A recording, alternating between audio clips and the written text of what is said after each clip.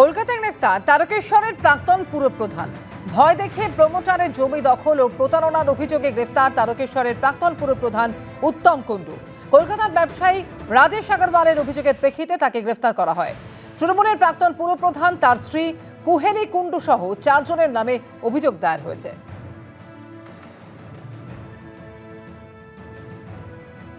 পশ্চিমবঙ্গের যুবককে হরিয়ানা নিয়ে গিয়ে কিডনি বিক্রির অভিযোগ।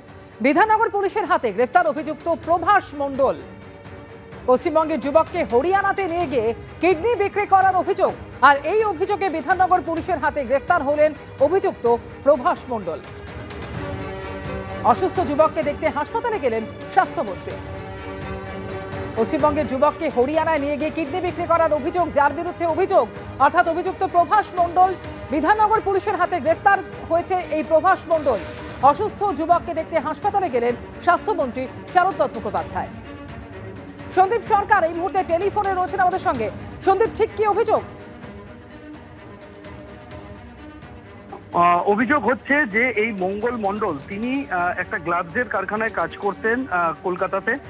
তাকে আরো মোটা টাকার চাকরির প্রলোভন দেখিয়ে হরিয়ানাতে নিয়ে যান প্রভাস মণ্ডল নামে এক ব্যক্তি, এবং তারপরে অভিযোগ হচ্ছে তাকে সেখানে হরিয়ানায় নিয়ে গিয়ে সেখানে তার একটি কিডনি বের করে নেওয়া হয়।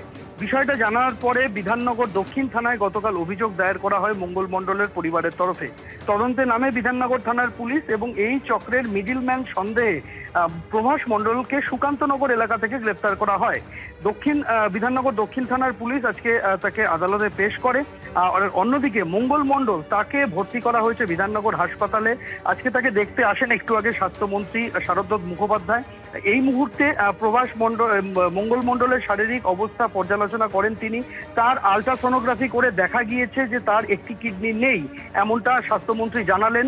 এখন আরো নিশ্চিত হওয়ার জন্য আরো বেশ কয়েকটি পরীক্ষা নিরীক্ষা তার করা হবে, এবং এই ঘটনার সঙ্গে আর কিডনি পাচার চক্রে আরো কেউ জড়িত আছে কিনা সেটাও তদন্ত করে দেখার কাজ শুরু হয়েছে, এমনটা জানিয়েছেন স্বাস্থ্যমন্ত্রী। এবং আরেকটা উল্লেখযোগ্য তথ্য যে যাকে গ্রেফতার করা হয়েছে প্রভাস মণ্ডল, তারও একটা কিডনি নেই। এখন তিনি অতীতে কিডনি পাচার চক্রের শিকার হয়ে গিয়ে এখন কিডনি পাচার চক্রের মিডলম্যান বা পান্ডা হিসেবে কাজ করছেন কিনা, এ বিষয়টাও কিন্তু তদন্তকারীদের ভাবাচ্ছে। ধন্যবাদ সন্দীপ। এবিপি আনন্দ, এগিয়ে থাকে, এগিয়ে রাখে।